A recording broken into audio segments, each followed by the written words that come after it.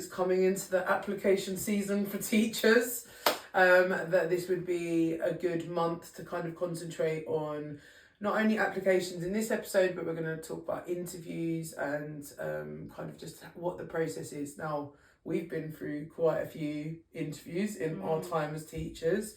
And so we definitely have the kind of expertise and experience to talk about this. I mean, we only joined our schools very recently as well, so we've actually been through this process quite recently. And I have been through quite a few SLT interviews as well, so I've got that kind of side of things. Yeah, and then we've obviously both done head of year interviews, and then Yeah. I've done head of department interviews. Yeah.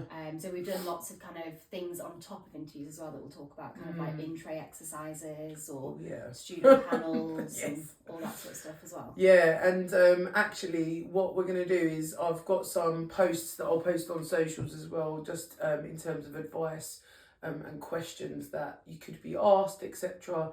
Because after every interview, I literally sat down and wrote down everything that I went through, just to kind of help with other teacher friends. But obviously, it's quite fortuitous that I've got that, so I'll definitely post that on socials. Yeah, and I've done the same for head of department one as well. We can kind of share the questions that we've been asked and. Yeah, because I've never been. Yeah, because like I've never been for a head of department role, but I've been for SLT roles. Like you've been for head of department roles and other TL. I feel like you've had other TLRs as well. Yeah, pupil premium. Yeah, you went for the pupil premium one. History teacher training. Oh yeah, yeah. Well, I'm not sure I applied for that. I think they maybe gave that to me. I'm not sure. I remember. I have to think about that. There's a bit of a thing in schools, isn't there? Like sometimes if it's an internal post, you don't necessarily have to. It kind of depends how. Apply and go through the whole interview process, whereas some schools do make you do that. Yeah. Every single time. So yeah, it's a bit of a weird one. Yeah. Kind of relates a bit to my getting the bin later. Say, yeah. But yeah, anyway, starting off with a break time banter from Jenny. So I'm not sure how funny this is, but hopefully let's see what you think. But I wanted it to relate to applying for a new role, because I kind of think you might think applying for a new job sounds a bit scary and you wouldn't think there could be any humour there. But I was applying for a role, and I'd put in an application, found out that I was going to have an interview on the Monday, but then on the Saturday did a 10k race, and 1 kilometre in broke my leg. Okay. So then I was like, well, I'm still going to go to the interview. So I got my mum to drive me there. Oh, I had a similar experience. Which is, when you had it with your birthday. Love it when you have to get your mum to drive you to an interview. My mum was driving me to the interview. I'd obviously just broke my leg. So I was like struggling up the stairs. So my mum and this very lovely receptionist was like helping me get up the stairs. They'd arranged a tour for me, but then they saw me, they were like, oh, do you want a tour? And I was like, I still want a tour. And they were like, should we just do the ground floor? I was like, yeah, just the ground floor. So I did a ground floor tour to get kind of a sense of it. It's very, very slow tour.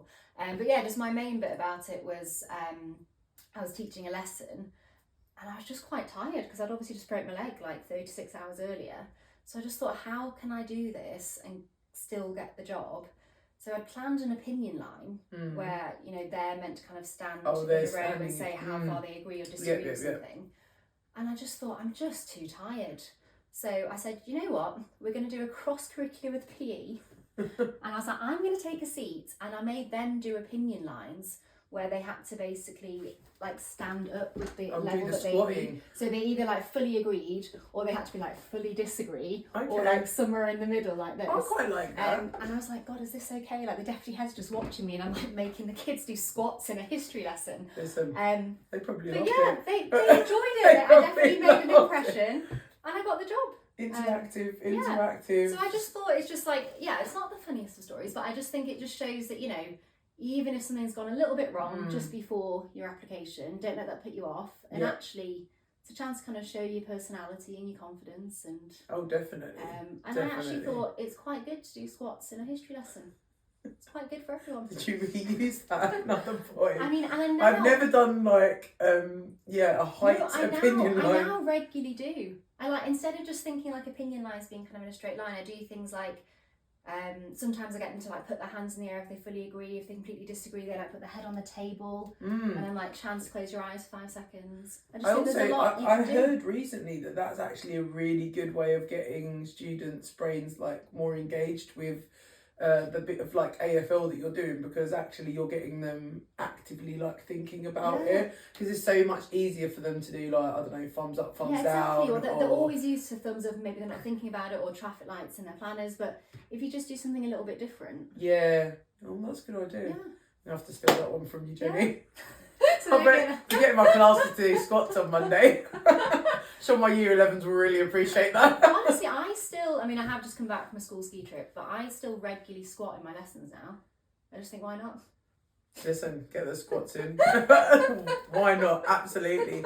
But yeah, it's true. Like sometimes on the day when you're in an interview, like you have to think on your feet, pun intended. Yes. And you have to really kind of, maybe something's gone wrong or something's not quite exactly how you want it. Like I've had it before where, you know, they tell you you've got like a certain amount of time to teach. So like you've got a 20-minute lesson or a half. I mean, I hate that. I've got to say, I prefer it actually if they give you the whole hour, because I actually want them to see me teaching, like actually teaching. I feel like 20 minutes or, God, I've had 15 minutes before. Do you know what I've had 7. No. 7. What did you even do for 7 minutes? I walked out of that. So there's 7 of us applied for the job, 6 of us walked out of the assessment day. Because they literally gave you 7 minutes? Everything about it was just a joke. But yeah, one of them, I think it was meant to be 15 minutes. Okay. But did someone run over or something? They put me outside the wrong classroom. And then when they finally brought me to the right one, they were like, oh, this isn't actually a history lesson, this is an English lesson, but we'll just tell them to listen to your 7-minute history lesson. Similar thing happened to me. So I got an email. I'd got an email confirming that I'd got this interview, and then I'd emailed them back saying like, "Oh, what lesson am I teaching?" Now I'm an RE specialist, so I'm assuming this was for an assistant head position though, so they can give you some other random subject.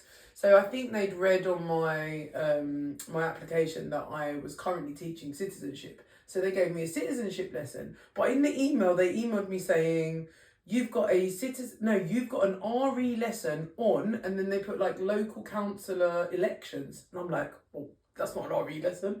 So, but they'd sent that to me on a Friday for the interview on the Monday. And I was like, well, I can't even get in contact with them now to ask them, have I got an RE lesson or am I doing the citizen? So I just went in assuming that I was doing the citizenship lesson, which I happened to be. But I walked in there, I did teach the whole hour. The kids had already done this lesson before, which they hadn't explained to me that it was a revision lesson. They had just said like, we're at this point in the unit, blah, blah, blah. And I mean, you could tell in the kids' faces they were bored because I wasn't teaching them anything new. That's really unfair. And so, yeah, that was a little bit of a annoying one. And I only realised maybe like half an hour into the lesson, they've done this before. And the teacher like said to me, oh yeah, this is a revision. And I was thinking like, you could have told me that before. So like, I do feel like with applications, sometimes it's a little bit of you don't really know what you're kind of going in and doing. And they do like to keep some of the things as a bit of a surprise as well. I mean, we're going to have a whole episode on interviews and the interview process. So I don't want to talk too much about that now, but they can sometimes obviously not tell you what you're going to be doing on the day, which again causes a lot of anxiety if you're someone like me who wants to just know and prepare for what you're going to do. But I guess that's all part of the process. But in terms of applications, I think it's actually my favourite part of the process. I actually really love the application process because I get to show off what I can do, who I am in my application. And I've been given a few bits of advice over the years that really seem to have worked with my applications. And I've got to say, and this is not me showing off or anything like that, but when I was applying for jobs it would have been nearly 2 years ago now, I got every single job I applied for, I got an interview for, and I genuinely believe that was down to how good my application was. There was that assistant head role that I was just speaking about. There were over 100 applicants for that job. Oh, and they told us that at the interview, like when we got there, and they were like, oh, there was over 100, so, you know, well done for getting through that bit, like that's it. And I was like, wow, okay, like my application must be good. So like one of my main things was from years ago, from you, funnily enough. And I don't know why we were having this conversation, but you had said to me, oh, like you need to think about your USP. And I'm like, what the hell is a USP? I was like, this is when like we literally first knew each other. And I was like, what's a USP? You're like, no, your unique selling point. You know, like my unique selling point is whatever. I can't remember what you told what me did at the you time. say? I don't know. What do I think? Oh, I don't know.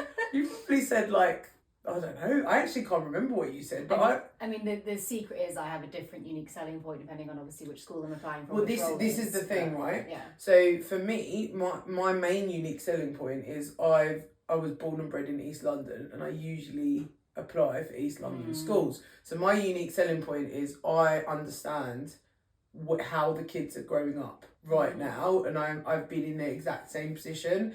And so, you know, I went to a state school. Like I said, I grew up in East London.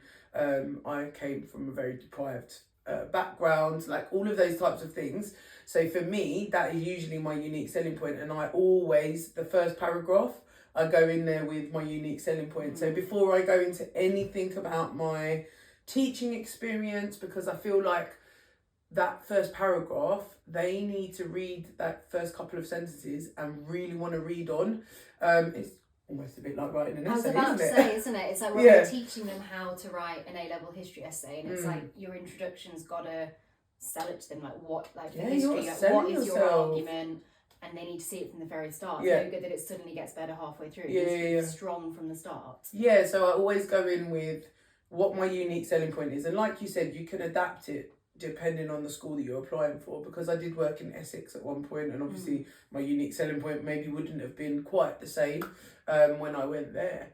But yeah, because I used to work in the charity sector, so I think I remember my unique selling point at that point was, like talking about my charity work and how that links to teaching, because that was right at the very beginning of my career. But yeah, I think you're right, it's about that initial oomph to kind of like sell yourself and get them to listen and read on, because imagine how many applications like they're reading through, and really they're not going to read, I'm sorry, but they're not going to read through absolutely everything that you've written. They're definitely going to skim through. They're just looking for key things, aren't they? They're like, okay, you know, if you're going for your first, I don't know, head of department role, other people might already be heads of department, so they're looking at that, aren't they? Has someone already done this job before? They might be looking at the years of experience you've got teaching. They might be looking at, are you giving some statistics about your specialisms, or what areas of the school you've had whole school responsibility in, for example. And then my other main bit of advice, and I genuinely believe this is why my application kind of always goes through to interview, is to structure your paragraphs in such a way where it's not bitty, and it actually flows into the kind of the impact of what you've done. And this is really difficult when you've been teaching a long time, because you've got so many things that you want to speak about. So I tend to sit down when I'm writing an application, I sit down and I think, right, what are like 4 or 5 key things that I want to focus on? Yes, I do more than 5 things in my current school, for example, but what 5 things do I want to concentrate on? For example, being head of year. Okay, I'm going to have one whole paragraph on being head of year. I'm going to have one paragraph on being an RE specialist, because you know, I want to talk about the grades that I get the kids and all of this kind of stuff. And then maybe I want to talk about whole school responsibility that I've had or whatever else. But someone gave me a piece of advice to write your paragraph in a STARE. So the STARE is the acronym. So situation, target. So like, what was the situation? So let's say head of year. Okay, I'm going to talk about my head of year status. And what was the target? So that kind of really brings it down into, what am I going to talk about being a head of year? Again, and I want to be generic here, because they're probably going to have loads of other heads of years applying, so they know what a head of year does. But what have I specifically done in my head of year role that can benefit that school that I'm applying for. So situation, target, action. What did I do to action the target? Impact, and then reflection. Okay, so I know a similar one, but Star. Yeah. Yes. Okay. Yeah. Okay, so yours is okay. So that's interesting because obviously the R in star is result, which is kind of like the I impact, but then you reflect. So I like the reflection part. I like that. That's good because it's just a one sentence ender to just be like, you know, if I was to do this again, or if I was to try and implement this in a new school, I would. You know, instead. And what's so good about that is that you can then tailor it to that school. Because one of the things I was going to say, I really like the application process as well, actually. And I really like researching. So I think I like researching the school, looking through their website, looking through their policies. And with that R for stare, for reflection, that gives you a chance to prove that you know what that school's about. Exactly. Because you can say, in your small school setting where you do this, I could do this. And you're right, because actually you might be applying for a completely different type of school. Like, I know you're going to talk a little bit about applying to private schools, for example. Now, if me, as a person that's never worked in a private school, if I was to then go and apply, that reflective part is showing that actually I can work in any setting. It's not about me being pigeonholed into a specific school or a specific role, because especially applying for assistant head roles, you know, I'm not an assistant head. So I need to show how actually all of these things that I'm currently doing, I am a reflective practitioner. I can, you know, do this in an assistant head capacity instead. But yeah, I do like the reflective part. No, I really like that. And also that linking to when we do the podcast on interviews, often the questions are about reflection, aren't they? They're about, okay, can you think about a lesson that went well and why it went well, or a lesson that didn't go so well, and what would you do differently? So schools like to see that reflection. So if you're showing it at the application stage, that's again something that's going to make you stand out, I think. And then I never go beyond 2 pages ever, because I feel like once they've hit that 2-page mark, they're not reading it anymore. And I never go beyond 1 page. I'm a 2-pager. That's interesting. I am a 4-paragraph girl. That's all I do. Okay. So I do paragraph 1, selling point. Yeah. Paragraph 2, why I want to work at that school. Yeah, okay. Paragraph 3, why I want that role and why I'd be perfect for that role. And paragraph 4, just a conclusion that just concludes how amazing I am and why I should be.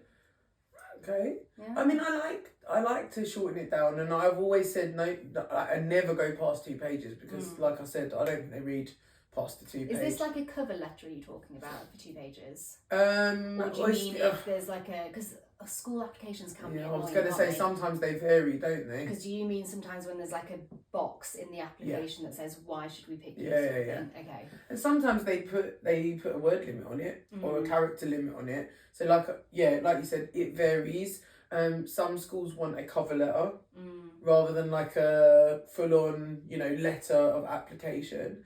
If you're applying through like TES, which is obviously like the main place to apply, but then actually I think when out of London as well, usually is it like counties? I think sometimes they have their own county application system as well, don't they? Like the county of Kent or Hertfordshire or something like that. I think they have their own website specifically for applications for their schools. So it's mainly you're going to need some kind of application letter though.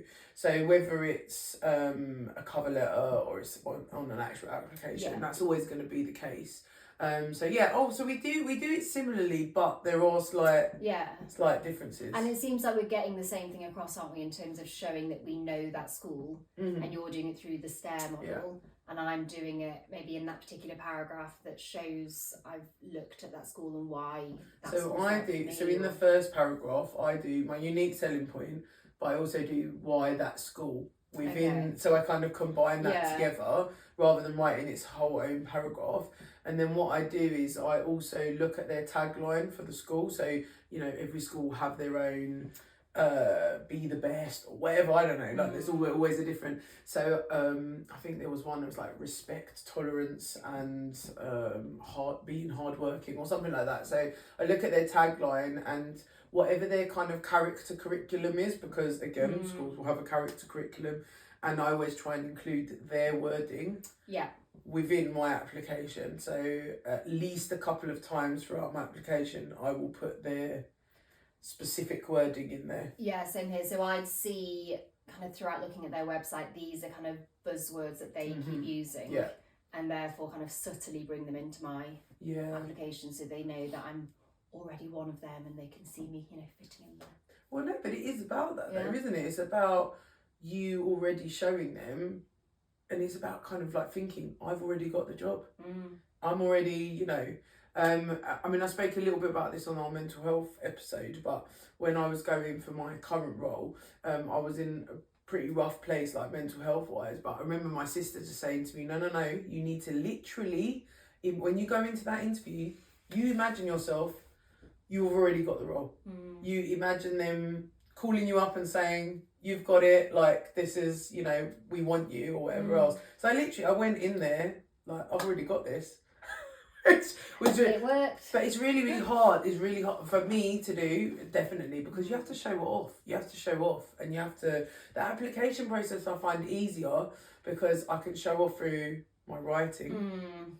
It's a different story showing off in person, which I think obviously we'll concentrate more on the other episode. But in the application, trying to use the buzzwords, your USP, and then some kind of good structure for your actual paragraphs. I mean, we're really taking our own advice as teachers here, because honestly, if I read through an application I done when I was an NQT, it would probably look horrendous, because I genuinely, I don't think I had like a full on like structure to it. Now I'm like, no, I treat this like, this is an assignment.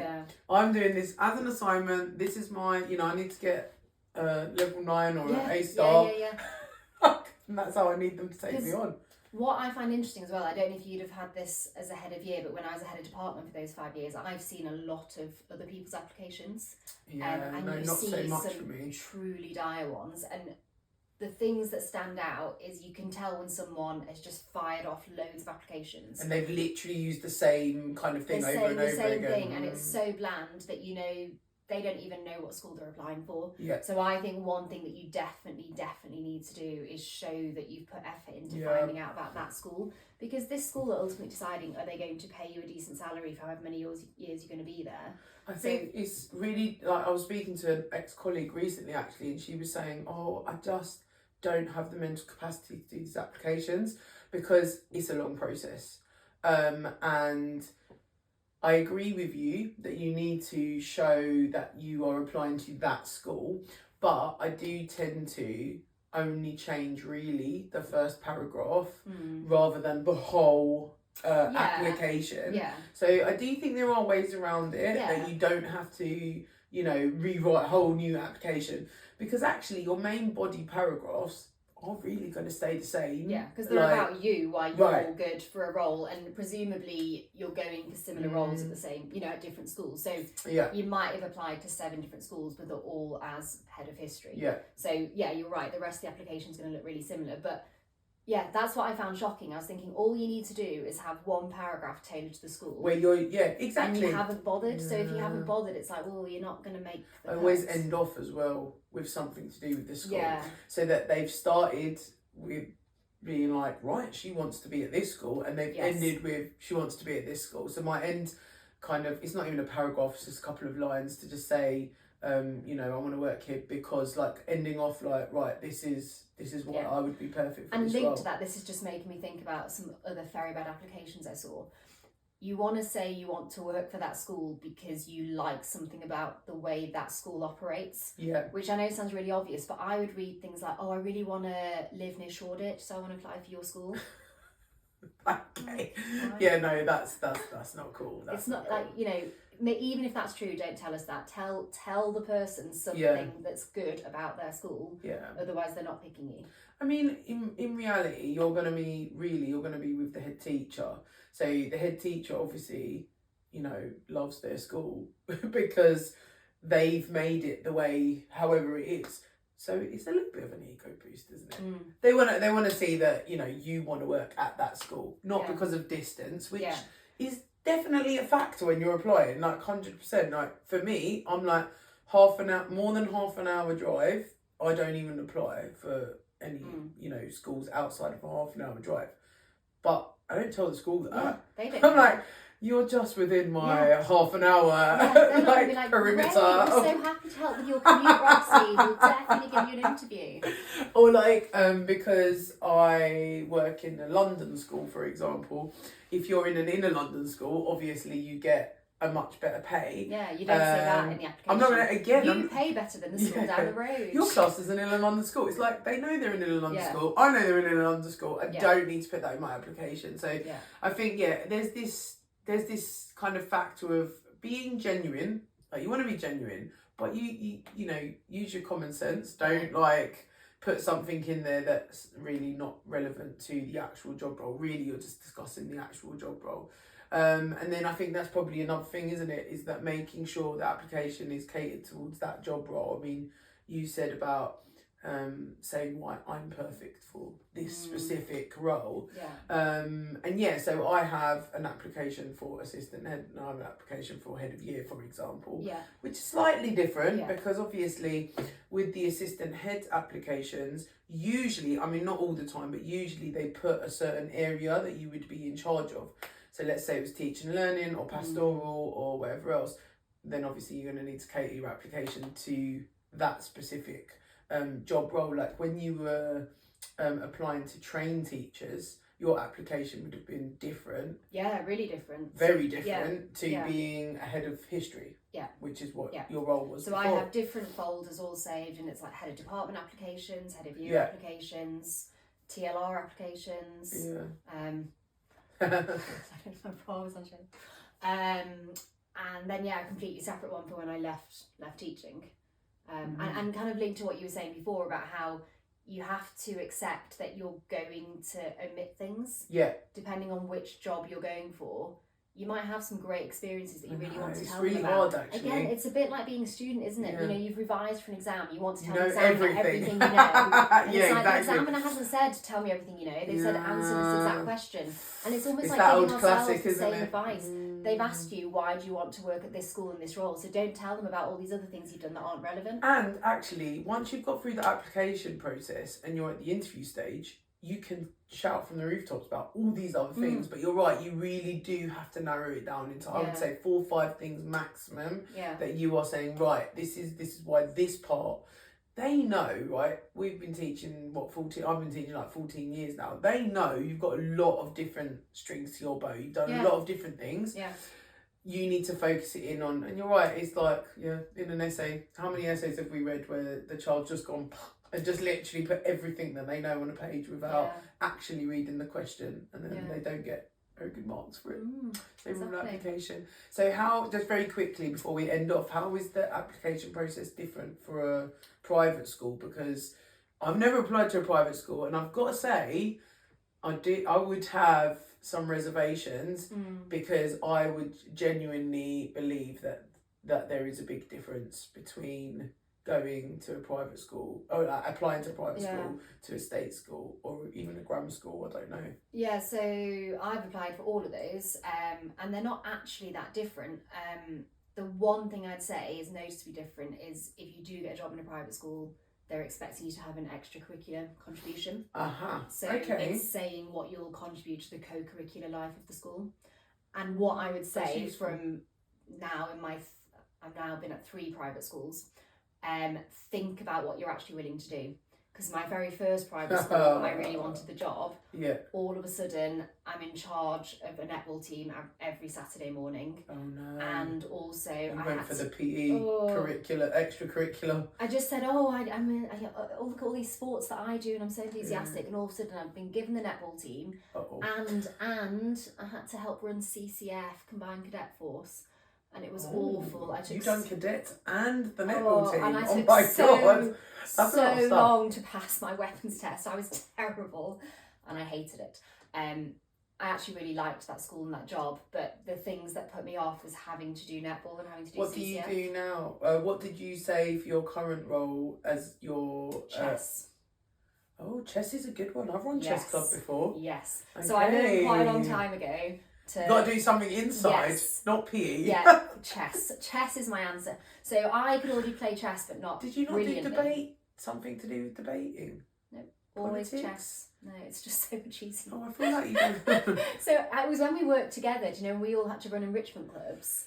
And I tried running a history one. It was a lot of effort to organise each week. And then I thought, actually, if I run chess club, I don't want to do anything. When you left, I done chess club. Yeah. Because all you do is you just turn a up. Harry Potter film club.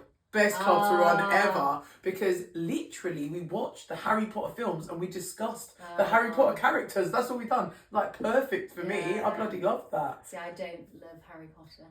So that but you could do a film club. There were film clubs, like there were things that you know. The chess club I loved even more because I just got on with marking. Oh yeah, well. And then all I'd have to do every so often, they would ask my advice on what to do in that move, and I'd read Chess for Dummies, watched The Queen's Gambit, just that's a bit of that. Yeah. And then so I now always offer chess club. That's my advice if you want to work at private But school. that is actually a really good piece of advice that in a private school they will expect you to be running some kind of extracurricular, whereas in a state school they do not expect that. Well, not in and also I'm saying we worked in an academy and they did, and I think they were obviously taking that from the private school kind of model, but as a rule you don't usually have to do extracurriculars unless you want to. I do run extracurriculars at the state school, but that's because I want to, not because I'm contracted to do so. Is it actually in your contract that you need to run?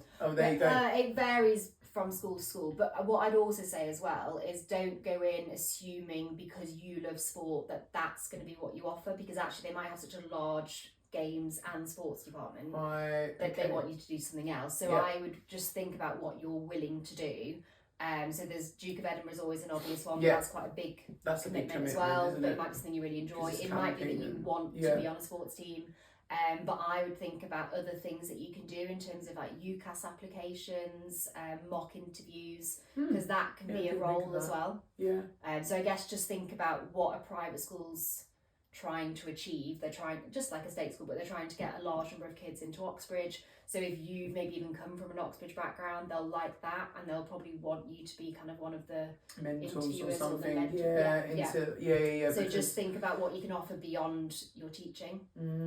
So I think Roxy, it's your turn for the get in the bin. Yeah, so bit of a controversial one, and when we were discussing this before, I couldn't think of a solution, so I apologise, because usually we try and do a get in the bin and then go for the win. But my get in the bin, and this is a bit of a bugbear of mine because it has happened to me before, is that I really wish that schools would put some kind of disclaimer or something in their application process when they've got an internal applicant that the job is for. Now, what this means is sometimes, and this is not every single time, obviously, because we're sitting here with roles that clearly I'm sure internal applicants went for as well. I know definitely for my current head of year role, there were at least 4 internal applicants at the actual interview, and none of them got, and there were 3 head of year roles going that year. Right. None of them got it. So obviously it's not always the case. But there are times, and it has happened to me before, where I've gone to an interview and I'm like, well, okay, this role has clearly been put out for somebody specific. And, you know, I mean, some people are a little bit brazen at interviews and they just tell you straight out, like, basically, I'm an internal applicant and this is basically for me. And I have seen it happen in previous schools before where they've advertised a role and it's like, why have they advertised that?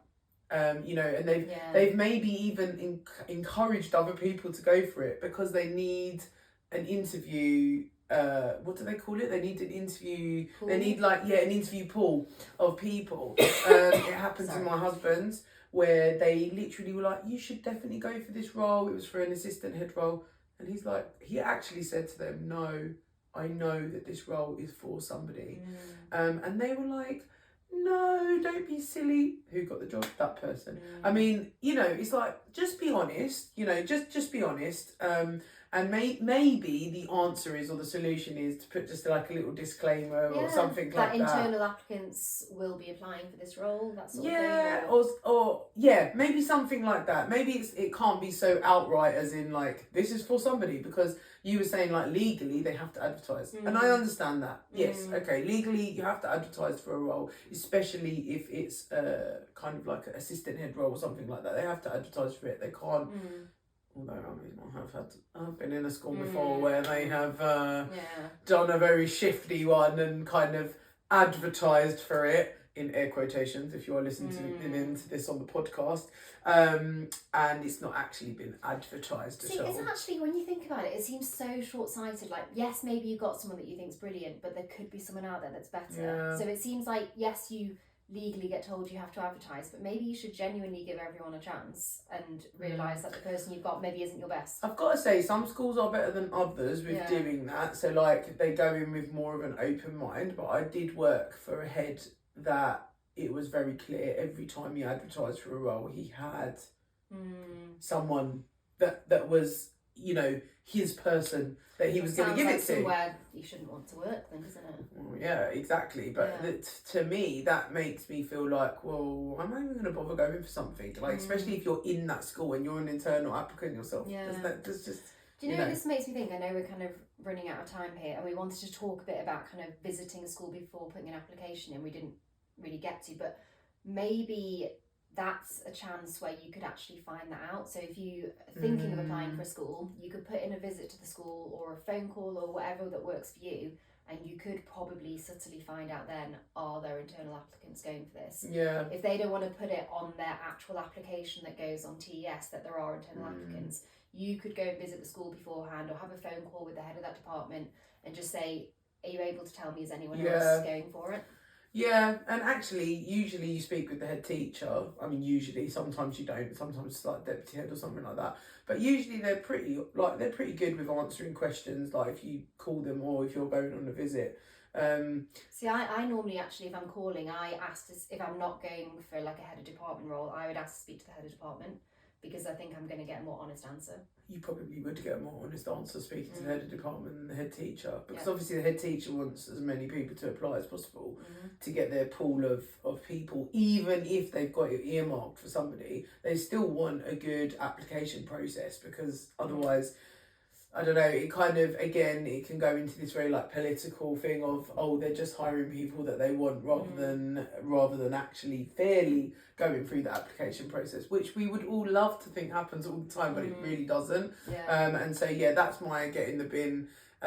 Maybe I'm being a bit cynical, but I think over the years I've realised that it does happen quite often, and it's just frustrating, isn't it? Because you've wasted your time. You take a lot of time with these applications if you're not firing them off like the person that you kind of which said we just said doesn't work, so you don't want to fire them off. And it's a lot of time and effort and a lot of mental, workload to apply and be waiting for an application and, waiting to see whether you've got it or not. But that's my get in the bin. Who knows? Maybe I can campaign for disclaimers on TES in the future. Should we go to the House of Commons and talk about that? I'm joking.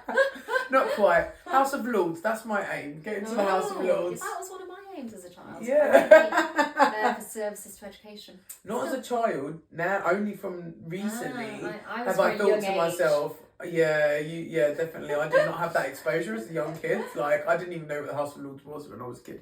But definitely recently, I'm like, you know what? One of us, like one of me or somebody in my kind of friendship group that's a teacher, needs to go into the House of Lords and actually... Maybe this could be a whole other podcast somehow. We should probably wrap it up. Yeah, we're going to wrap it up. But what I was going to say is tune in next week as well, because we've got 2 more guests. We've got 2 guest speakers. We've got Flo and Claire. They are from the MTPT project, and we're doing it to coincide with Mother's Day, and they're going to be talking about planning to have a family whilst at work, and also working parenthood, so how to make it work. So we hope you tune in for that. All right, thanks for listening. Thanks very much. Bye.